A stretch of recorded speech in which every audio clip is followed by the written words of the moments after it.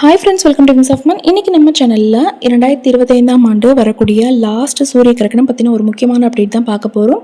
இந்த கிரகணம் வரக்கூடிய சரியான இந்திய நேரம் என்ன, எந்த நாளில் இந்த கிரகணம் வரப்போகுது, இதெல்லாம் இந்த வீடியோவில் பார்ப்போம். கூடவே கர்ப்பிணி பெண்களுக்கு எழக்கூடிய முக்கியமான சந்தேகங்களான கிரகண நேரத்தில் சமைக்கலாமா, சாப்பிடலாமா, வெளியே போகலாமா, என்னென்ன விஷயங்கள் நம்ம பண்ணவே கூடாது, இந்த மாதிரி முக்கியமான டீட்டெயில்ஸ் எல்லாமே இந்த வீடியோவில் ஷேர் பண்ணியிருப்பேன். கண்டிப்பாக வீடியோவை ஸ்கிப் பண்ணாமல் பாருங்கள், ரொம்பவே யூஸ்ஃபுல்லாக இருக்கும். ஃபர்ஸ்ட் நமக்கு சூரிய கிரகணம் அப்படின்னா எல்லாருக்குமே தெரிஞ்ச விஷயம் தான். பூமி, சூரியன், சந்திரன் இது எல்லாமே ஒரே நேர்கோட்டில் சந்திக்கும் பொழுது, குறிப்பாக இந்த கிரகணம் அதாவது சூரிய கிரகணம் பார்த்திங்கன்னா அமாவாசை நாளில் தான் வரும். இந்த சூரியனுக்கும் பூமிக்கும் நடுவில் சந்திரன் வரும் பொழுது பார்த்திங்கன்னா சூரிய ஒளி பூமியை அடைவதை தடுக்கிறதுக்கு சந்திரன் நடுவில் இருக்கும் இல்லையா, இந்த ஒரு நிகழ்வை தான் நம்ம சூரிய கிரகணம் அப்படின்னு சொல்கிறோம். இப்போ வரக்கூடிய சூரிய கிரகணம் பார்த்திங்கன்னா பகுதி சூரிய கிரகணம். சூரிய ஒளியை ஒரு பகுதி அளவில் சந்திரன் மறைக்கிறதுனால இதை பகுதி சூரிய கிரகணம் அப்படின்னு சொல்கிறோம்.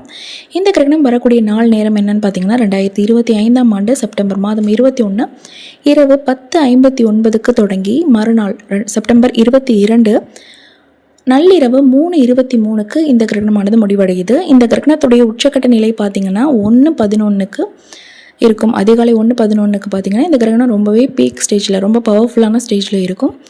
தொடர்ந்து இந்த கிரகணமானது 4 மணி நேரம் 24 நிமிடங்களுக்கு நீடிக்கும். இந்த கிரகணத்தை நம்ம இந்தியாவிலிருந்து பார்க்க முடியுமா அப்படின்னு கேட்டிங்கன்னா, இந்திய மக்களால் இந்த கிரகணத்தை பார்க்க முடியாது. நமக்கு இந்த சூரிய கிரகணம் வரக்கூடிய நேரம் இரவு பொழுது அப்படிங்கிறதுனால நம்மளால் இந்த கிரகணத்தை பார்க்க முடியாது. பட் உலக அளவில் இந்த கிரகணம் வரப்போகுது இல்லையா.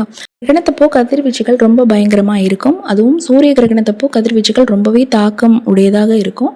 அதனால் கர்ப்பிணி பெண்கள் சில விஷயங்களை கண்டிப்பாக ஃபாலோ பண்ணணும். இந்த கிரகணத்தப்பையும் அந்த விஷயங்களை ஃபாலோ பண்ணணும். என்ன விஷயங்கள் அப்படிங்கிறத பார்க்கலாம். நிறைய கர்ப்பிணிகளுக்கு வெளியே போகலாமா, கிரகணத்தப்போ நம்ம வெளியே போனால் ஏதாவது பிரச்சனை வருமா, நம்ம குழந்தைக்கு ஏதாவது பிரச்சனை ஆகிடுமா, நமக்கு ஏதாவது ஆகுமா அப்படின்னு சொல்லி பயப்படுவாங்க. வெளியே போகலாமான்னு கேட்டிங்கன்னா நோ தான். கண்டிப்பாக நம்ம வெளியே போகக்கூடாது தேவையில்லாத விஷயங்களுக்காக. நிறைய பேர் நைட்டில் அவுட்டிங், ஷாப்பிங் அந்த மாதிரிலாம் போவீங்க. இந்த கிரகண நேரத்தில் நீங்கள் அதை அவாய்ட் பண்ணிக்கோங்க. இது தவிர்த்து உங்களுக்கு முக்கியமான விஷயங்கள் இருக்கும். அந்த டைமில் நான் எமர்ஜென்சி டாக்டர் பார்க்கணும், ஸ்கேன் எடுக்கணும், கண்டிப்பாக எனக்கு அன்றைக்கி டேட் கொடுத்துருக்காங்க, நான் ஹாஸ்பிட்டல் ரீச் பண்ணணும், கண்டிப்பாக அவாய்ட் பண்ண முடியாத ஒரு சுச்சுவேஷன் அப்படிங்கும்போது நீங்கள் போயிட்டு வரலாம். உங்களை சுற்றி ஏதோ ஒரு ஷாலோ கிளாத்தோ கவர் பண்ணிவிட்டு நீங்கள் போகிறதுனால இன்னும் கொஞ்சம் சேஃப்டியாக இருக்கும். ஸோ இதை மட்டும் கொஞ்சம் ஃபாலோ பண்ணிக்கோங்க. தேவையில்லாத விஷயங்களுக்காக நம்ம அந்த நேரத்தில் வெளியே சுற்றுறதை அவாய்ட் பண்ணிக்கோங்க. ஏன் அப்படின்னா அன்றைக்கி நான் சொல்லியிருந்தேன் அதிக அளவில் கதிர்வீச்சுகள் இருக்கும். இதை நம்மளையோ நம்ம குழந்தையோ தாக்கிடக்கூடாது அப்படிங்கிறதுனால ஒரு சேஃப்டிக்காக வீட்டில் இருந்து ரெஸ்ட் எடுக்கிறது நல்லது. நிறைய பேர் வீட்டில் பார்த்திங்கன்னா வீட்டுக்கு வெளியே டாய்லெட், பாத்ரூம் எல்லாம் கட்டி வச்சுருப்பாங்க. அந்த மாதிரி சமயத்தில் நீங்கள் போய் யூஸ் பண்ணலாமான்னு கேட்டிங்கன்னா தாராளமாக போய் யூஸ் பண்ணலாம். முன்னாடி நான் சொன்ன மாதிரி ஒரு ஷால் போட்டுட்டு நீங்கள் போய்ட்டு யூஸ் பண்ணிட்டு வரலாம். இதுக்காகவே பயந்துட்டு யாரும் தண்ணி கூட குடிக்காமல் இருப்பீங்க. வீட்டுக்கு வெளியில் டாய்லெட், பாத்ரூம் இருக்கும்போது நம்ம போய் யூஸ் பண்ண முடியாது அப்படிங்கிறதுனால தண்ணி கூட குடிக்காமல் இருப்பீங்க. அந்த மாதிரி பண்ணக்கூடாது. தண்ணீர் குடிக்கலாமா, சாப்பிட்லாமான்னு கேட்டிங்கன்னா தாராளமாக தண்ணீர் குடிக்கலாம், சாப்பிடலாம். சாப்பிடக்கூடிய விஷயம் ஈஸியாக டைஜஸ்ட் ஆகக்கூடிய உணவாக நம்ம எடுத்துக்கணும். இட்லி, இடியாப்பம் இந்த மாதிரி லைட்டான ஃபுட்டாக எடுத்துக்கணும். கண்டிப்பாக ஹோட்டல் ஃபுட்டு அன்றைக்கி அவாய்ட் பண்ணிவிடுங்க. உங்களுக்கு ஒத்துக்காத ஃபுட் எதுவுமே அன்றைக்கி நீங்கள் சாப்பிடக்கூடாது. நிறைய பேருக்கு பால் ஒத்துக்காது, பருப்பு ஒத்துக்காது, சிலருக்கு கத்திரிக்காய், சிலருக்கு நான்வெஜ்ஜில் சில விஷயங்கள் ஒத்துக்காது. அந்த மாதிரி உணவுகளை அந்த நேரத்தில் நம்ம சாப்பிடக்கூடாது. முக்கியமாக நான்வெஜ்ஜு, எக்கு கூட அந்த நேரத்தில் சாப்பிடாமல் பார்த்துக்கோங்க. லைட்டான ஃபுட்டாக, ஈஸியாக டைஜஸ்ட் ஆகக்கூடிய ஃபுட்டாக நம்ம எடுத்துக்கணும். ஆயில் ஐட்டம்லாம் அவாய்ட் பண்ணிக்கோங்க. ஜங்க் ஃபுட் வேண்டாம். ஹோட்டல் ஐட்டமே நான் வேண்டான்னு சொல்லியிருந்தேன் இல்லையா, ஸோ அதெல்லாம் அவாய்ட் பண்ணிக்கோங்க. ஏன்னா அந்த நேரத்தில் நமக்கு டைஜஷன் ரொம்பவே ஸ்லோவாக இருக்கும். எந்த இஷ்யூஸும் வரக்கூடாது அப்படிங்கிறதுனால தான் இந்த மாதிரி லைட்டான ஃபுட்டாக எடுத்துக்க சொல்வேன். நிறைய பேர் நீங்கள் சொல்லி கேள்விப்பட்டிருப்பீங்க, ப்ரெக்னென்சியில் நான் கிரகண நேரத்தில் இந்த மாதிரி ஃபுட்டு சாப்பிட்டேன், எனக்கு வாமிட் வந்துருச்சு, அதனால் அதுவும் இல்லாமல் வயிறு உப்பெல்லாம் இருக்குது, அதனால் கிரகண நேரத்தில் சாப்பிடவே கூடாதுன்னு சொல்லுவாங்க. அந்த மாதிரிலாம் கிடையாது. சாப்பிடக்கூடிய உணவு லைட்டாக எடுத்துக்கணும். தண்ணீர் நிறைய குடிக்கலாம், எந்த இஷ்யூஸும் இல்லை. லேப்டாப், மொபைல்லாம் யூஸ் பண்ணலாமான்னு கேட்டிங்கன்னா லிமிட்டட் தான். ப்ரெக்னென்சியில் ரொம்பவே லிமிட்டட். முக்கியமான கால்ஸ் வந்தால் மட்டும் அட்டன் பண்ணணும் இல்லையா, அதே போல் தான் கிரகண நேரத்துலையும். குறிப்பாக இந்த விஷயங்களெல்லாம் நம்ம சார்ஜ் போட்டுட்டு யூஸ் பண்ணக்கூடாது. நிறைய பேர் சார்ஜ் போட்டுகிட்டே ஃபோனை யூஸ் பண்ணிருப்பீங்க. அந்த மாதிரிலாம் பண்ணாதீங்க. லேப்டாப் மடியில் வச்சு யூஸ் பண்ணாதீங்க. அதுலேருந்து பயங்கரமாக ஹீட்டை எமிட் ஆகும். அது குழந்தைக்கும் நல்லதில்லை மடியில் வச்சு யூஸ் பண்ணுறதுனால. நிறைய பேர் சமைக்கலாமா, சாப்பிட்லாமா அப்படின்னு கேட்டிருக்காங்க. சமைக்கலாமா அப்படின்னு கேட்டிங்கன்னா வீட்டில் நமக்கு வேறு யாரும் ஹெல்ப்புக்கு இல்லைன்னா நம்ம தான் சமைச்சாகணும்.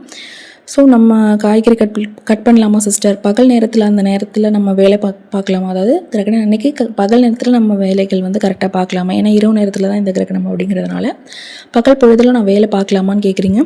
தாராளமாக நீங்கள் வேலை பார்க்கலாம். அந்த கிரகண நேரம், அந்த குறிப்பிட்ட நேரம் இருக்குல்லையே, அந்த டைமில் மட்டும் நீங்கள் குக் பண்ணுறதையோ, காய்கறி நறுக்கிறதையோ, ஊசி நூல் கோக்குறது, எம்ப்ராய்டரி ஒர்க் பண்ணுறது, ஏதாச்சும் பேப்பர் கட் பண்ணுறது, துணி கட் பண்ணுறது, தைக்கிறது, இந்த மாதிரி விஷயங்கள், ஷார்ப்பான பொருட்களை யூஸ் பண்ணுற விஷயங்களை மட்டும் அவாய்ட் பண்ணிக்கோங்க. எதுக்கு அப்படிங்கிறதையும் நம்ம தெரிஞ்சுக்கணும். அந்த நேரத்தில் பார்த்திங்கன்னா புவியீர்ப்பு சக்தியில் பயங்கர டிஃப்ரென்ஸ் இருக்கும். நிறைய பேர் கிராமப்புறங்களில் வந்து கேள்விப்பட்டிருப்பீங்க, அந்த உலக்கையை நிறுத்தி வச்சோம் அப்படின்னா செங்குத்தாக நிற்கும் இல்லையா, கிரகணம் முடிகிற வரைக்கும் அது நிற்கும்.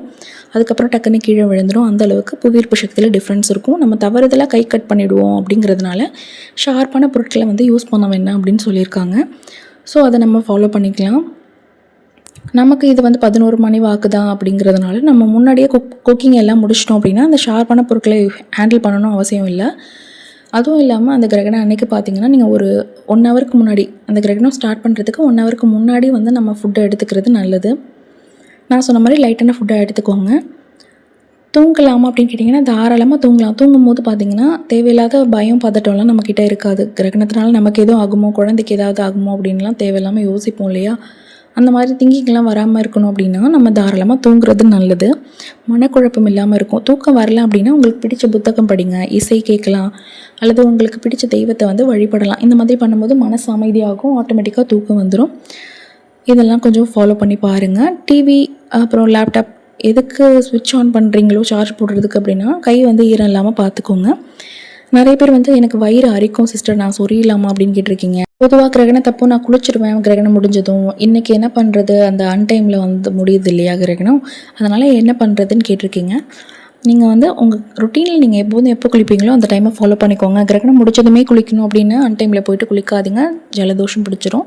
நிறைய பேர் வந்து வீடு க்ளீன் பண்ணுறேன்னு ஹெவி ஒர்க்லாம் பண்ணுவீங்க, அதெல்லாம் பண்ண வேண்டாம். நார்மலாக உங்கள் ரொட்டீனில் எப்படி க்ளீன் பண்ணுவீங்களோ வீட்டை அந்த மாதிரி க்ளீன் பண்ணாலே போதும்.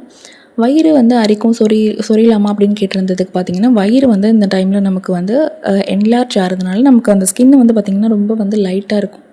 நம்ம லைட்டாக சொரிஞ்சாலே வந்து ரெட்னஸ் வந்துடும், அலர்ஜி மாதிரி வந்துடும். ஸோ அந்த மாதிரி பண்ணாதீங்க. நெயில் வச்சு சொரியக்கூடாது, லைட்டாக தடவி கொடுக்கலாம். ரொம்ப உங்களுக்கு அரிப்பு தாங்கலை, கண்ட்ரோல் பண்ண முடியல அப்படின்னா டாக்டர்கிட்ட சொல்லிவிட்டு நான் ப்ரெக்னென்சியில் இருக்கேங்கிறத கன்ஃபார்ம் பண்ணி சொல்லிவிட்டு அவங்க கொடுக்குற மெடிசன் வந்து வாங்கி யூஸ் பண்ணலாம். ப்ரெக்னென்சியில் இருக்கீங்க அப்படிங்கிறத தெளிவுபடுத்திட்டு தான் நீங்கள் எந்த மெடிசனாக இருந்தாலும் வாங்கி யூஸ் பண்ணணும். மெடிக்கலில் போய்ட்டு நீங்களாக வாங்கி எதுவுமே யூஸ் பண்ணாதீங்க. இதில் உங்களுக்கு நிறைய இன்ஃபர்மேஷன் கிடச்சிருக்கும். உங்களுக்கு இதை தவிர்த்து வேறு எதுவும் சந்தேகம் இருந்துச்சுன்னா தாராளமாக கமெண்ட் செக்ஷனில் கேளுங்க, அதுக்கான ரிப்ளை நான் கொடுக்குறேன். இந்த வீடியோ பயனுள்ளதாக இருந்துச்சு அப்படின்னு நினச்சிங்கன்னா மறக்காமல் நம்ம சேனலை சப்ஸ்கிரைப் பண்ணிக்கோங்க. தேங்க்யூ ஸோ மச் ஃபார் வாட்சிங்.